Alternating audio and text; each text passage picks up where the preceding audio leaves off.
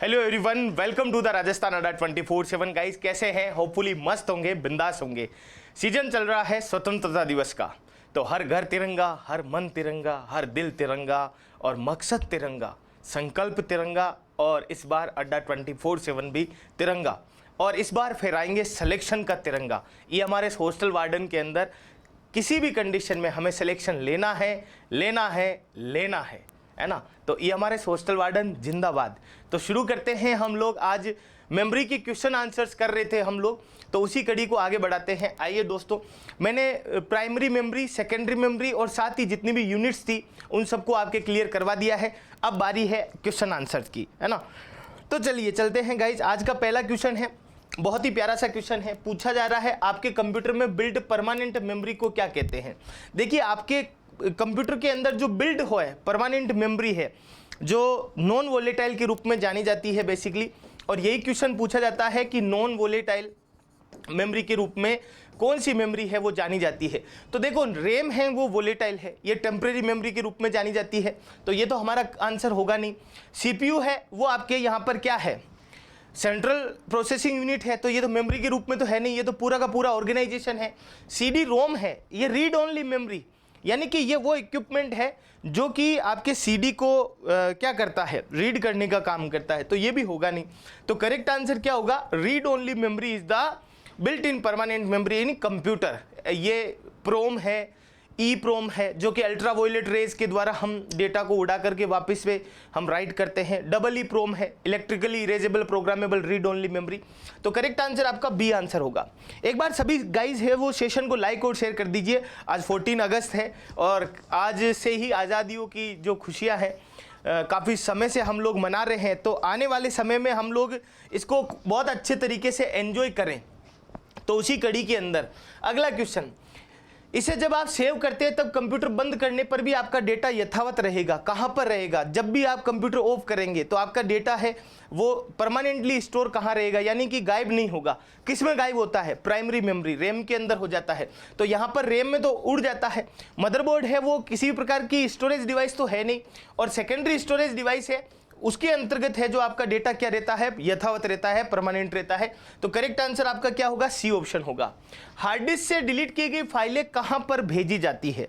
Hard disk है वो ऐसी जगह है कंप्यूटर के अंदर जहां पर आप अपनी फाइल जो डिलीट करते हैं, तो कुछ दिनों के लिए जैसे आप वो टाइम बिंग सेट कर सकते हैं, या आप वापस से अपने डेटा को प्राप्त करना चाहते हैं, तो ये वो प्लेसेस है जहां पर आप डिलीट की हुई फाइलें ढूंढ सकते हैं। वैसे अगर मान लो कि आपको अपनी डिलीट की हुई फाइल हार्ड डिस्क में नहीं रखनी है, तो आपको क्या करना पड़ेगा, शिफ्ट के साथ डिलीट बटन दबा करके आप डिलीट करोगे तो हार्ड डिस्क में नहीं जाएगी। शिफ्ट के साथ डिलीट बटन दबाओगे तो हार्ड डिस्क में नहीं जाएगी, ये सॉरी रिसाइकल बिन में। और अगर मान लो कि आप डायरेक्ट डिलीट करते हैं तो वो फाइल है वो आपकी रिसाइकल बिन में आपको देखने को मिलेगी। तो करेक्ट आंसर क्या होगा आपका, ए ऑप्शन होगा। वर्चुअल मेमोरी का आकार निर्भर करता है। वर्चुअल मेमोरी बहुत ही अच्छी टर्म है। एक्चुअली वर्चुअल मेमोरी होती क्या है, तो 1 बाय 1 में आपको सारी की सारी चीज़ें हैं वो यहाँ पर क्लियर करता हूँ। वर्चुअल मेमोरी होती क्या है, ये एक आभासी मेमोरी होती है, मतलब कि भूत जैसी मेमोरी। कैसे?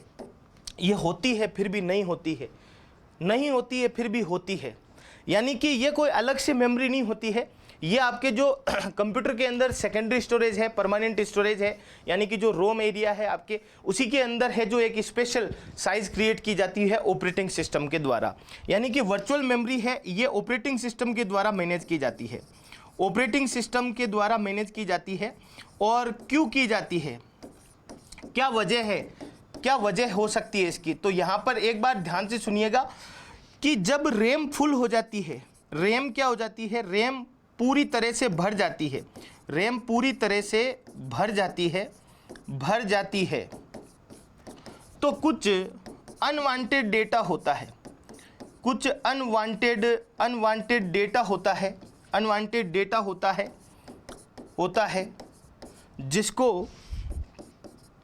जिसको रैम से वर्चुअल मेमोरी में स्वैप किया जाता है। वर्चुअल मेमोरी में क्या किया जाता है, वर्चुअल मेमोरी में स्वैप किया जाता है, स्वैप किया जाता है, और ज़रूरत पड़ने पर वापस से वर्चुअल मेमोरी से रैम में लोड किया जाता है। तो ये जो रैम से वर्चुअल मेमोरी में डेटा को भेजने की जो प्रक्रिया है उसे स्वैपिंग बोलते हैं। इस चीज़ को भी आप ध्यान रखना। और जब मान लीजिए कि रैम खाली हो जाती है बाद में, तो वर्चुअल मेमोरी के अंदर पड़ा डेटा वापस से रैम में लोड किया जाता है। अब आप कहोगे सर रैम में क्यों लोड किया जाएगा, रैम पूरी तरह से भर जाती है तो उस डेटा को यहाँ पर भेजने की आवश्यकता क्यों है। गाइज आपको पता होगा कि कंप्यूटर में जो भी प्रोसेस होगा वो बिना रैम में लोड हुए, यानी डेटा के बिना रैम में लोड हुए कभी भी प्रोसेस नहीं होता है। यानी कि किसी भी प्रोसेस को एग्जीक्यूट होने के लिए रैम में उपलब्ध होना पड़ता है उस डेटा को पर्टिकुलर जिसके ऊपर हम फंक्शन करने वाले हैं। तो वर्चुअल मेमोरी की जो साइज होती है वो एड्रेस लाइन पर डिपेंड करती है। किस पर डिपेंड करती है? एड्रेस लाइन के ऊपर।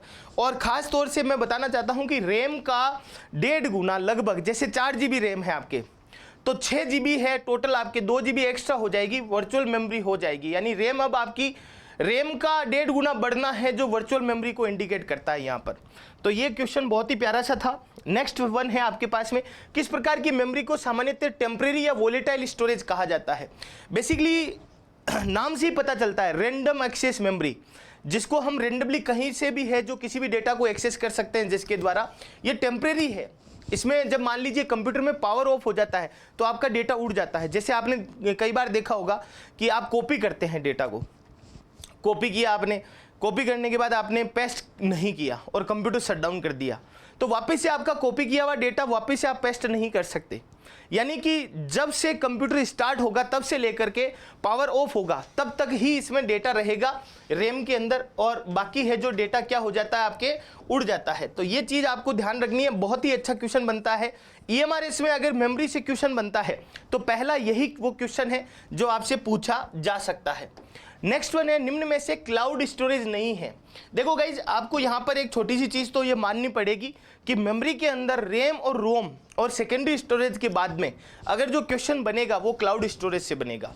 क्लाउड स्टोरेज मीनिंग क्या है यहाँ पर, आप देसी अंदाज में इसको समझिए। मान लीजिए कि आपके पास में स्टोर करने के इक्विपमेंट नहीं है, लेकिन रिमोट एक्सेस एरिया पर कहीं दूर सुदूर एक ऐसा सर्वर डेवलप किया गया है जहां पर आप अपने डेटा को क्या कर सकते हैं, स्टोर कर सकते हैं। वही क्लाउड स्टोरेज के रूप में जाना जाता है। यानी क्लाउड है वो एक तरीके से बादल के रूप में जाने जाते हैं। वो होते नहीं है अपने पास में, लेकिन दूर से दिखाई देते हैं हमें, है ना। तो दूर के पहाड़ अच्छे लगते हैं, उसी प्रकार से सुदूर बादल है वो बहुत ही घने और अच्छे लगते हैं, आपको पता होगा। तो उसी प्रकार से क्लाउड स्टोरेज वो एरिया होता है जहां पर रिमोट एक्सेस के द्वारा आप अपने डेटा को क्या कर सकते हैं, स्टोर कर सकते हैं नेटवर्क के माध्यम से। गूगल ड्राइव है क्लाउड स्टोरेज का एग्जाम्पल है। ये पूछ रहा है नहीं है। देखो इन चीज़ों के अंदर भी आपको उलझाया जाता है कई बार एग्जामिनर के द्वारा। हार्ड ड्राइव है वो नहीं है क्लाउड स्टोरेज का एरिया। क्यों? क्योंकि ये आपके पीसी के अंदर इनबिल्ट होती है। ड्रॉप बॉक्स है, माइक्रोसॉफ्ट वन ड्राइव है। यानी कि करेक्ट आंसर आपका क्या होगा यहाँ पर, सेकेंड नंबर होगा। विच of the following is not a cloud storage. ये पूछना चाह रहा है कि इनमें से कौन सा क्लाउड स्टोरेज नहीं है, तो वो आपका सेकेंड नंबर आंसर होगा। रैम के प्रकार है, रैम के प्रकार को लेकर के क्वेश्चन क्या क्या बन सकते हैं। पहली चीज तो यही रैम के प्रकार है।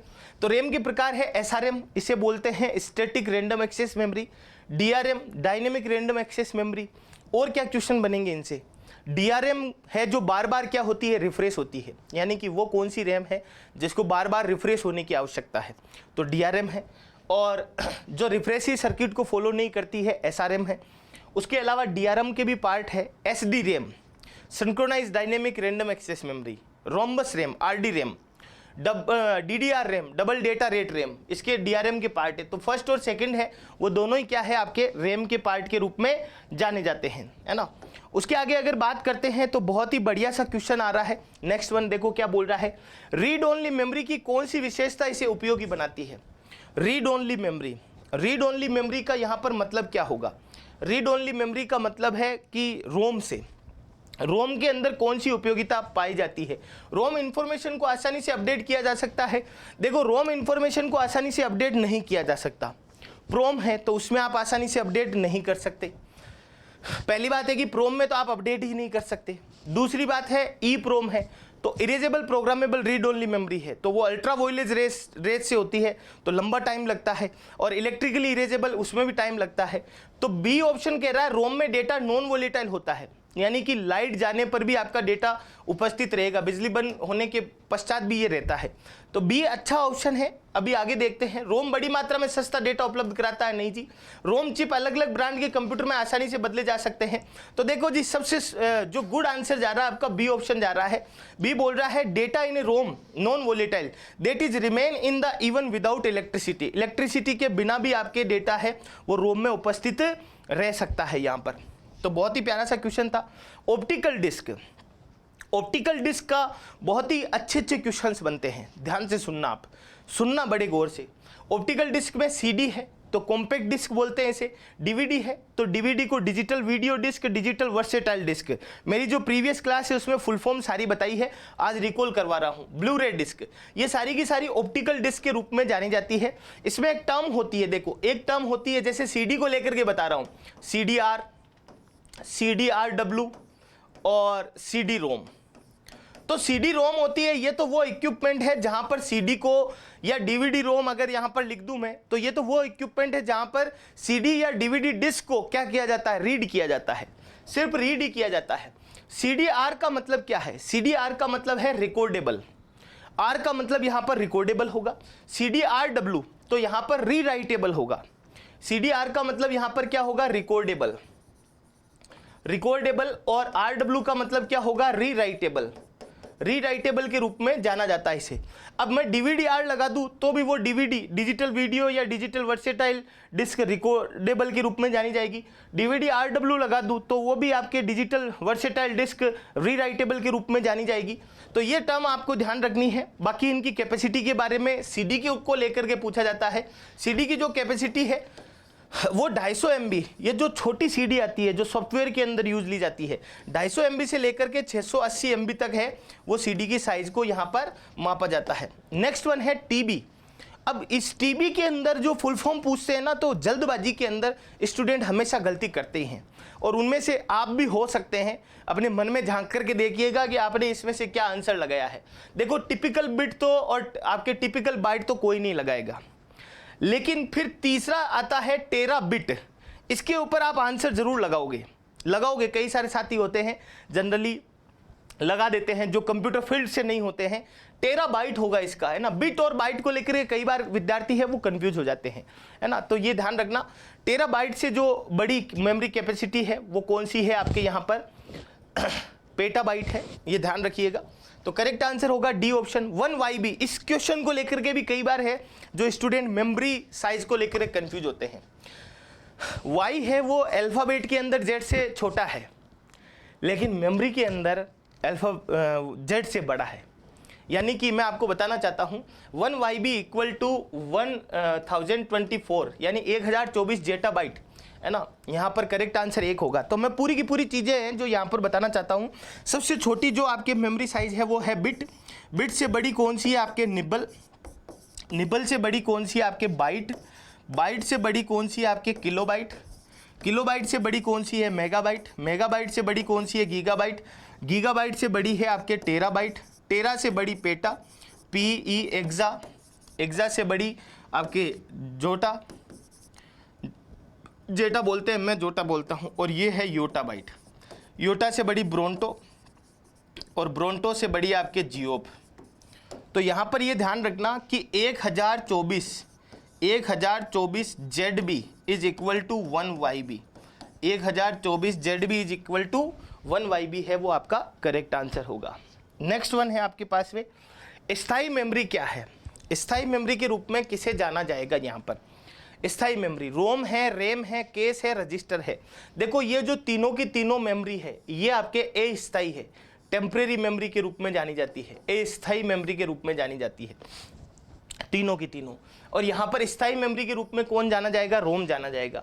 इनकी अगर मेमोरी साइज की बात करें, है ना, तो रजिस्टर की मेमोरी साइज है वो छोटी होती है। किससे छोटी होती है, केस से। केस मेमोरी से छोटी होती है। केस मेमोरी की मेमोरी साइज छोटी होती है किससे, रैम से। अब मान के चलो केस की साइज लेवल फर्स्ट की 8 KB टू कितनी होती है, 64 KB तक होती है। और लेवल 2 की 64 KB से लेकर के कितनी होती है, 2 MB तक होती है। तो अब मान के चलो कि यहाँ पर रैम है वो तो नॉर्मली अगर बात करें तो 2 MB से तो बहुत ऊपर की, जैसे 512 128 रैम देखी होगी आपने। रजिस्टर की है जो 8 KB से भी साइज है जो छोटी होती है ना। कई सारे रजिस्टर है। अब पर्टिकुलर डिफरेंट टाइप के रजिस्टर आपको देखने को मिलेंगे। अगर स्पीड की बात करें तो स्पीड इनकी ज़्यादा होती है। इधर रजिस्टर की स्पीड ज़्यादा होगी 1 नंबर पे, केस की स्पीड दूसरे नंबर पे होगी, तीसरे नंबर पे रैम की होगी। नेक्स्ट वन है सभी स्टोरेज मीडिया में रीड और राइट क्षमताएं हैं सिवाय, यानी कि यहाँ पर ये पूछना चाह रहा है आपसे कि all of following storage media have read and write capability except, एक को छोड़ करके सभी के अंदर रीड और राइट करने की कैपेबिलिटी है। एक कौन सा है जिसके अंदर ये चीज़ आपको देखने को नहीं मिलेगी। देखो फ्लैश मेमोरी कार्ड में रीड और राइट की क्षमता है, CD रोम में ये तो केवल रीड कर सकती है। CD रोम क्या कर सकता है, सिर्फ और सिर्फ रीड कर सकता है। हार्ड डिस्क है उसमें रीड और राइट की क्षमताएं हैं, फ्लॉपी डिस्क में रीड और राइट की क्षमताएं हैं। तो करेक्ट आंसर क्या होगा आपका, CD रोम होगा। बी ऑप्शन है वो आपका गुड आंसर होगा यहाँ पर। मेमोरी प्रबंधन है, memory management is, memory management भाई क्यों आवश्यक है। कंप्यूटर में आपने देखा होगा गाइज कोई भी टास्क है वो बिना मेमोरी मैनेजमेंट के कभी पूरा नहीं होगा। अगर कंप्यूटर मल्टी प्रोग्रामिंग है, मल्टी प्रोसेसिंग है, तो उसके लिए है जो आपके मेमोरी मैनेजमेंट होना आवश्यक है। अगर मेमोरी मैनेजमेंट नहीं है तो फिर टास्क है वो कंप्लीट होने में बहुत ही समस्या होगी। तो आधुनिक ऑपरेटिंग सिस्टम में उपयोग नहीं किया जाता, आधुनिक ऑपरेटिंग सिस्टम में तो उपयोग किया जाता है, not use in modern operating system, ये तो गलत है। दूसरा, वर्तमान सिस्टम पर वर्चुअल मेमोरी के साथ में प्रतिस्थापित किया है, replace with virtual memory on the current system. आपको पता है मैंने अभी थोड़ी देर पहले एक क्वेश्चन के अंदर वर्चुअल मेमोरी को पूरी तरीके से एक्सप्लेन किया था कि कंप्यूटर के अंदर कई बार ऐसी आपदाएं आ जाती है कि आपकी रोम फुल हो जाती है, तो ऑपरेटिंग सिस्टम के द्वारा कुछ एक्स्ट्रा है जो आपके स्टोरेज एरिया डेवलप किया जाता है, जो कि वर्चुअल मेमोरी के रूप में जाना जाता है, जिससे कि रैम को थोड़ा सा आराम मिल सके। तो ये बी ऑप्शन है, यही आपका करेक्ट आंसर होगा। नेक्स्ट वन है मल्टी प्रोग्रामिंग सिस्टम पर उपयोग नहीं किया जाता, तो मल्टी प्रोग्रामिंग सिस्टम के लिए ही तो सबसे ज़्यादा ज़रूरी है मेमोरी मैनेजमेंट। ऑपरेटिंग सिस्टम के लिए महत्वपूर्ण है, ऑपरेटिंग सिस्टम के लिए महत्वपूर्ण है, लेकिन कौन से ऑपरेटिंग सिस्टम के लिए है, मल्टी प्रोग्रामिंग जो ऑपरेटिंग सिस्टम है बेसिकली उसके लिए सबसे ज़्यादा महत्वपूर्ण है। तो यहाँ पर गुड आंसर है वो आपका बी ऑप्शन है, वो अच्छा आंसर होगा। नेक्स्ट वन है आपके पास में मेमोरी एड्रेस रजिस्टर क्या है। मेमोरी एड्रेस रजिस्टर जो वर्तमान निर्देश होते हैं उनको निष्पादित करने के लिए यूज लिया जाता है, और बेसिकली वह स्थान होता है जहां मेमोरी को रीड या स्टोर करने के एड्रेस उपलब्ध होते हैं। तो इस क्वेश्चन को लेकर के मैं यहाँ पर ए और सी दोनों ही ऑप्शन है वो लगाना चाहूँगा। मेमोरी एड्रेस रजिस्टर आपके सीयू के अंदर इनबिल्ट होता है। ये हार्डवेयर मेमोरी डिवाइस है जो वर्तमान निर्देशों के निष्पादन के स्थान को दर्शाता है, एड्रेस को शो करता है।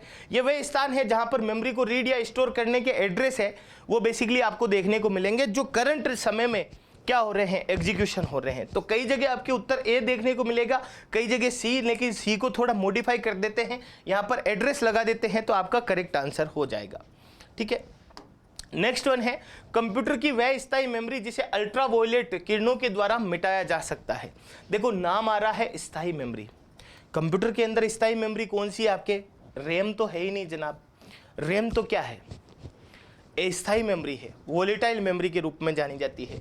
तो यहाँ पर which of the following is permanent memory of the computer which can be erased by ultraviolet rays, तो वो कौन सी है, ई प्रोम है। ई प्रोम, ई प्रोम का मतलब क्या होगा यहाँ पर, erasable, erasable, programmable, programmable read only memory, read only memory के रूप में जाना जाता है। और ये आपके अल्ट्रावायलेट रेज, यूवी रेज, पराबैंगनी किरणों के द्वारा इसमें उपस्थित डेटा को उड़ाया जाता है, फिर इलेक्ट्रिकली है वो इसे क्या किया जाता है, इरेज किया जाता है इसके अंतर्गत। नेक्स्ट वन है मेमोरी क्या है, व्हाट इज मेमोरी। मेमोरी एक ऐसा उपकरण है जो मेमोरी में निर्देशों द्वारा निर्दिष्ट संचालन का अनुक्रम करता है।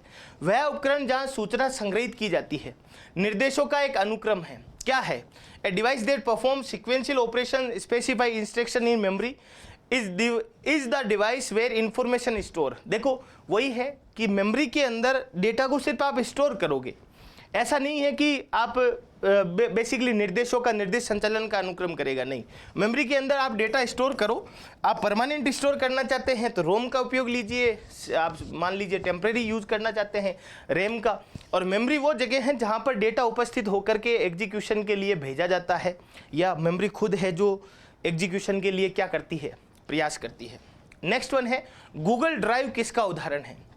हमने बात की थी गाइस कि बेसिकली जो आपके क्लाउड स्टोरेज है, जो ऐसे एरियाज जहाँ पर हमारा कोई हार्डवेयर रिसोर्सेज नहीं होता है, हम डेस्क के थ्रू या रिमोट एक्सेस के थ्रू हम क्या करते हैं, डेटा नेटवर्क के थ्रू डेटा क्या करते हैं, स्टोर करते हैं। तो ऑपरेटिंग सिस्टम नहीं है, अब गूगल दिखता है तो सब लोग क्या सर्च इंजन लगा देते हैं, और ये टोपोलॉजी भी नहीं है, ये क्लाउड स्टोरेज एरिया, गूगल के आगे ड्राइव लगा हुआ है।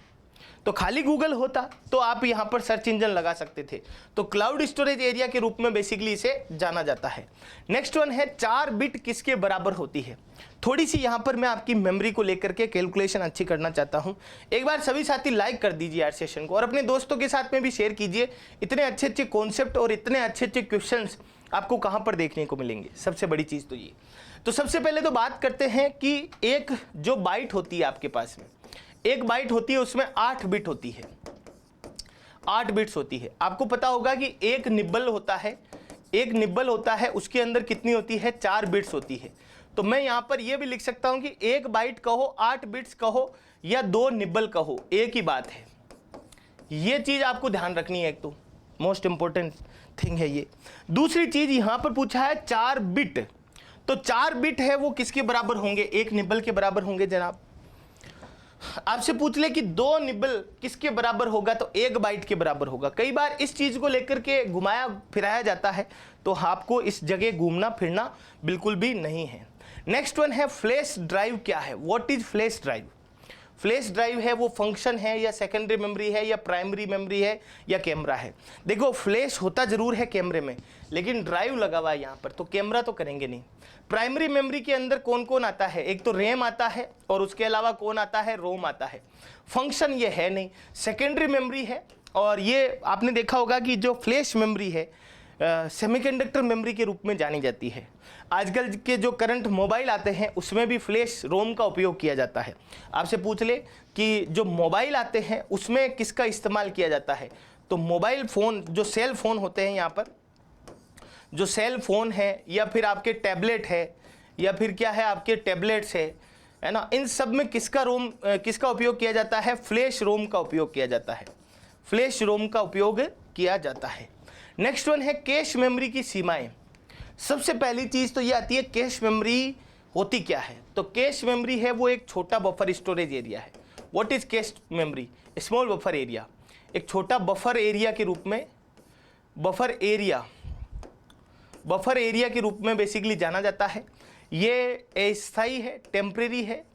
खास तौर से ये कहाँ पर स्थापित की जाती है, ये सीपीयू और आपके मेन मेमोरी रैम के बीच में लगाई जाती है, सीपीयू और मेन मेमोरी के बीच में लगाई जाती है।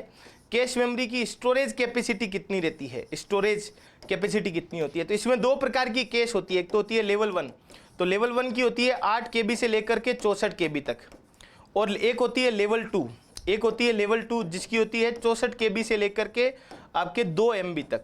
तो ये कैश है वो बेसिकली क्या करती है, जो सीपीयू के और रैम के बीच में जो आपके स्पीड को लेकर के जो बेमेल है उसको दूर करने का काम करती है। यानी कि ये डेटा के सबसेट रखने का काम करती है, डेटा के सबसेट आपको इसमें देखने को मिलेंगे। तो यहाँ पर सीमित क्षमता है, बहुत महंगी भी है ना। और ये आपके पहले है लेवल 2 जो कैश मेमोरी है वो बाहरी कैश के रूप में जानी जाती थी। ये लेवल 1 है, ये इंटरनल कैश के रूप में जानी जाती है, इंटरनल केस के रूप में, और ये एक्सटर्नल केस के रूप में जानी जाती है। तो ये भी कई बार है जो आपसे चीज़ें पूछी जा सकती है।